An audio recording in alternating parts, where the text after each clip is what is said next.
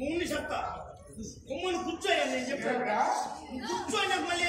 కూర్చోయినా ఎవరు పెళ్లికి ముక్తి అది చేయడా ఎవడు వాడు అయ్యా గుర్తు మహారాజా ద్రుపద మహారాజా ఏడా నీ కూతురు ఏడా నీ ప్రాణాడా జరగను కాదురా ఇప్పుడు అది పెళ్లి ఎవడు చేయమన్నాడు మేము వచ్చి ఎంచేపోయింది ఎలాగో సత్యనీళ్ళను పోసినాము మాట ఏడ కూర్చొని లాస్ట్ లో కూర్చొని తిన్నాను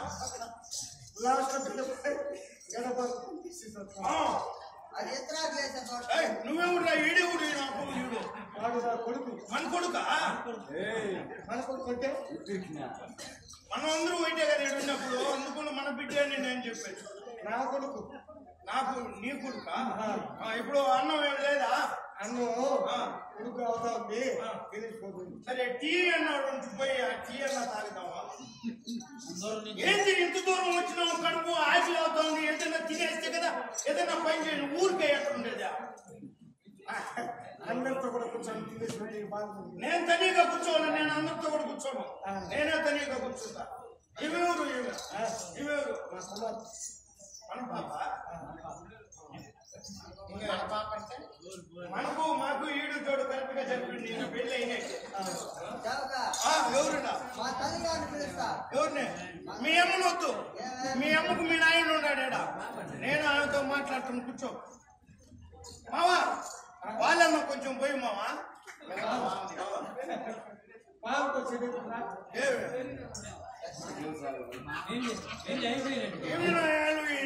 ఈకారం పట్టుకుంటే నీకు టీ లేకుండా పోతున్నా పాలన్నంత పోయా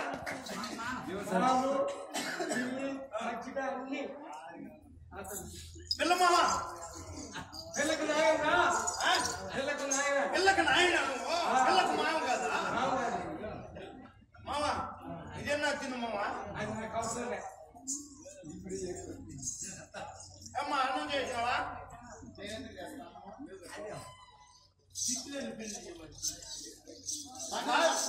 రాజుగా ఉన్నావు మానవ ఏరో లక్ష బద్దలే నీకు ఇంత దూరం వచ్చిన ఒకగా అన్నం చేసి అడిగే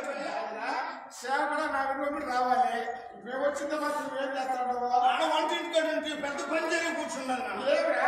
వంట అన్నం చేస్తాడు సౌండ్ లో పడి కాలి కూర్చున్నది